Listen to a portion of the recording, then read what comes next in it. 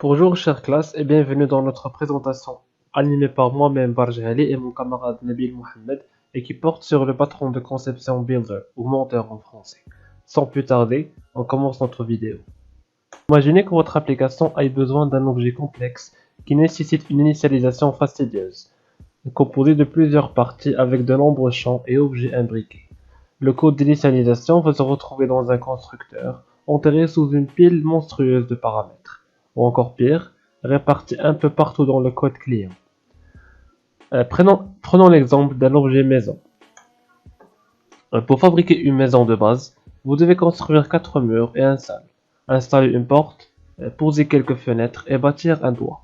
Mais comment procéder si vous voulez une plus grande maison avec plus de lumière, un peu de terrain et autres commodités?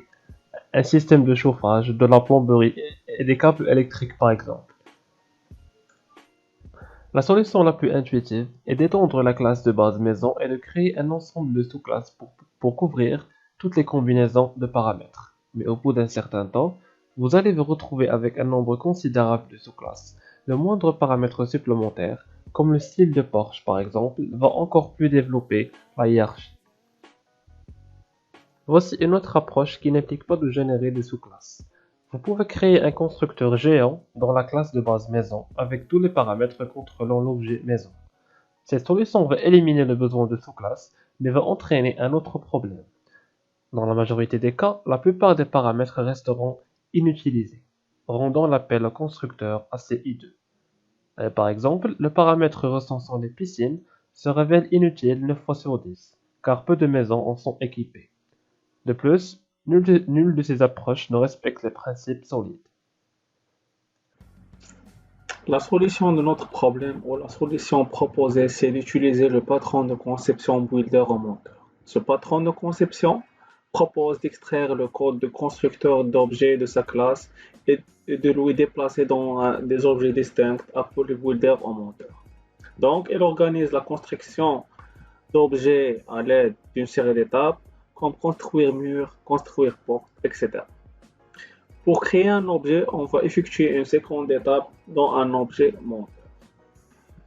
Donc, le design pattern monteur appartient aux catégories création. Il a pour objectif l'encapsulation de la création des objets complexes en assurant l'indépendance des constituants de l'objet, le contrôle du processus de la création et le déplacement de la logique de construction de la classe clé.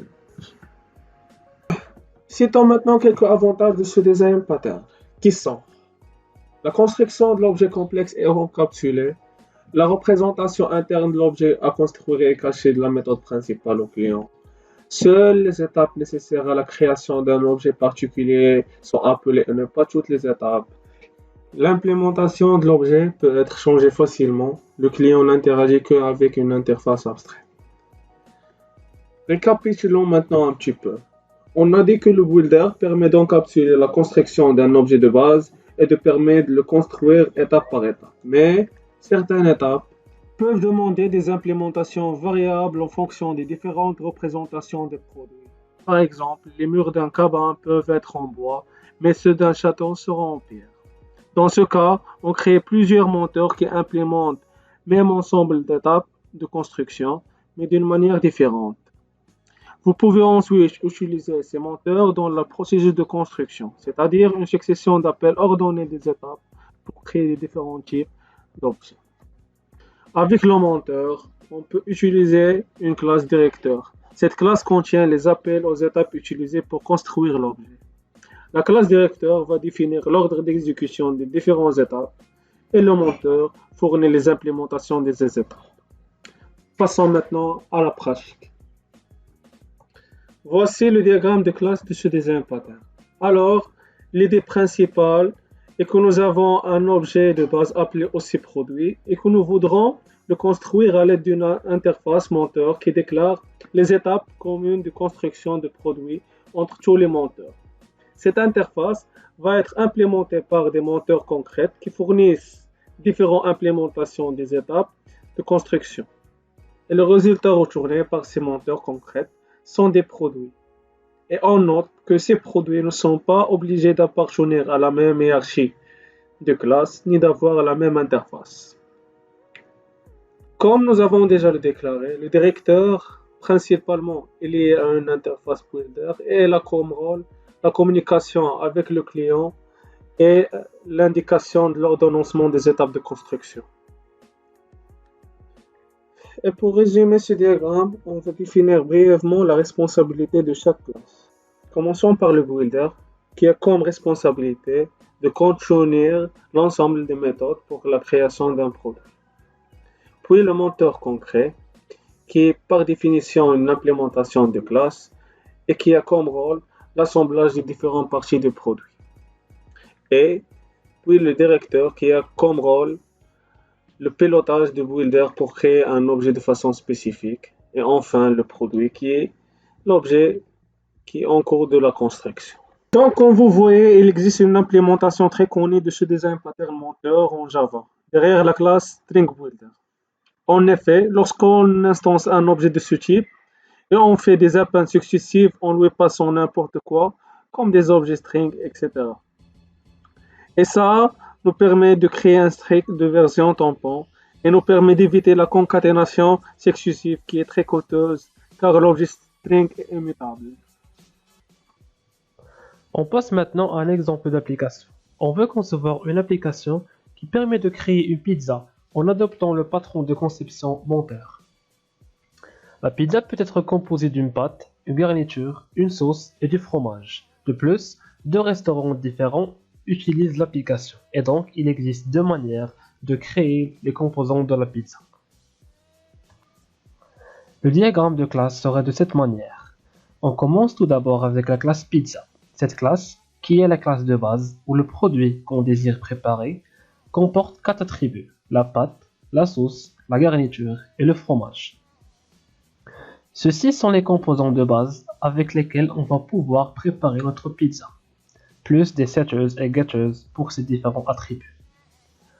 On passe à l'interface du monteur. Monteur pizza est une classe abstraite qui possède comme attribut un objet de type pizza, ce qui est normal car le monteur a pour mission de préparer la pizza. Un getter pour cette pizza qui va permettre d'appeler la pizza après sa préparation. La méthode créer nouvelle pizza permet d'initialiser une nouvelle pizza en appelant son constructeur. On retrouve ensuite monter pâte, monter sauce, monter garniture et monter fromage. Ces méthodes ont pour rôle de créer les 4 différents composants de la pizza. Comme annoncé dans les exigences de l'application, on veut travailler avec 2 restaurants différents. C'est pour cela qu'on dispose de 2 implémentations du monteur. Monteur Pizza Amigo et monteur Pizza Xo. Chacune de ces 2 implémentations a sa propre manière de préparer les composants de la pizza, selon les besoins du restaurant. D'où on aura des implémentations différentes pour les méthodes des 2 monteurs. Finalement, la classe directeur, qui comme on l'a déjà expliqué, joue le rôle de relayeur entre le monteur et la méthode principale. Il contrôle le monteur en le guidant dans les étapes de la préparation du pizza. Ces étapes sont implémentées dans la méthode construire pizza.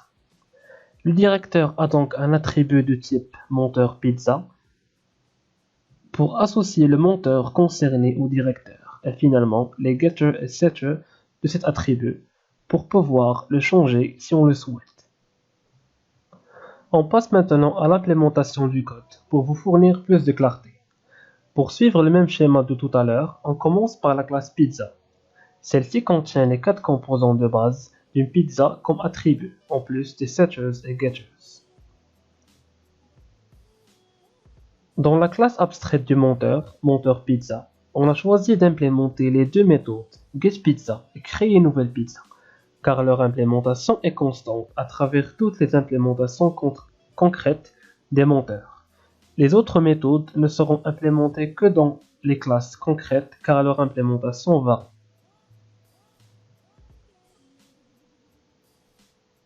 Comme déjà expliqué, les 2 restaurants ont des manières différentes de construire les composantes de leur pizza. Les méthodes monter pâte, monter sauce, monter garniture et monter fromage sont alors implémentées différemment dans les 2 monteurs. Le monteur Xo utilise une pâte à base de pain, alors qu'Amigo utilise une pâte feuilletée par exemple. La classe directeur contient les méthodes et constructeurs qui assurent l'association du directeur à un monteur. Mais la méthode qui nous intéresse le plus est construire pizza. Cette méthode prend comme paramètre un string qui exprime le type de pizza qu'on souhaite préparer. Cette méthode indique l'ordre des étapes à suivre pour chaque type de pizza qu'on peut préparer. Ici, on a implémenté deux types de pizza. Simple, qui est composé d'une pâte et une garniture, et spécial, qui est composé de la pâte, garniture, sauce et fromage. Mais n'oubliez pas qu'on pourrait introduire le nombre qu'on veut de recettes de préparation de pizza dans cette méthode.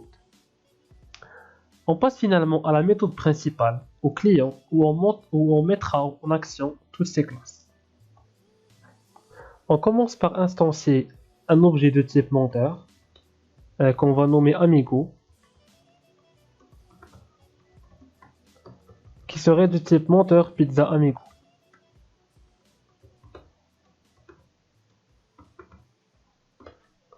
Ensuite, on va instancier un autre monteur pizza de type Exo.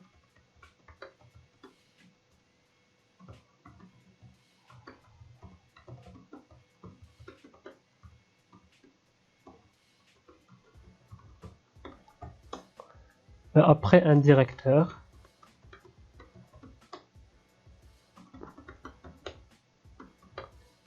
Et on rappelle que le constructeur de type directeur prend un monteur pizza comme paramètre. Ici, on va associer à ce directeur l'objet Amigo.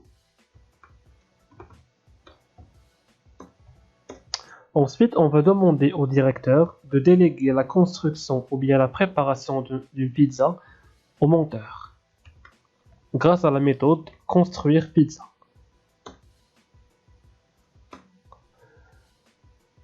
Je rappelle aussi que construire pizza prend comme argument ou bien comme paramètre le type de pizza qu'on souhaite préparer.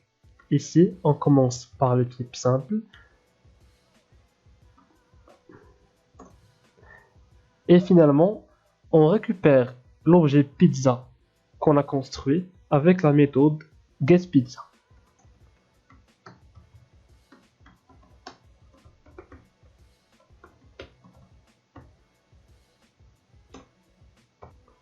On souhaite maintenant préparer des pizzas de chez le restaurant Xo. Et il suffit simplement de changer le monteur de directeur avec la méthode setMonteurPizza.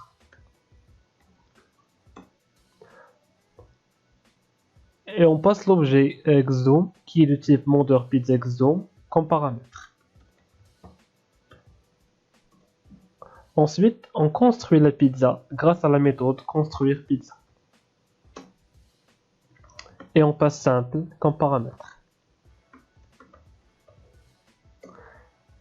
Et ensuite, on récupère la pizza en instanciant un objet pizza 2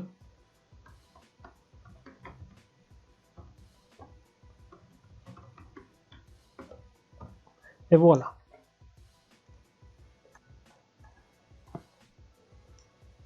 On pourrait tester le résultat avec de simples println, de cette manière. La pizza de chez Amigo est composée d'une pâte. On fait appel à l'objet pizza 1, getPat, et d'une garniture de type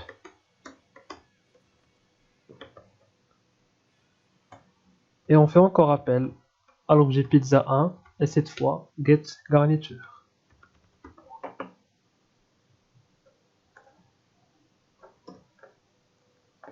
On fait la même chose avec la pizza de chez Xo. La pâte de chez Xo est composée d'une pâte. On change l'objet pizza 1 avec l'objet pizza 2 et on fait notre premier test.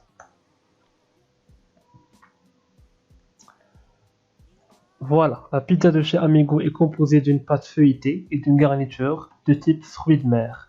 La pizza de chez Xoom est composée d'une pâte pain et d'une garniture de type thon. Je vous laisse le soin de faire le test avec le type de pizza spécial.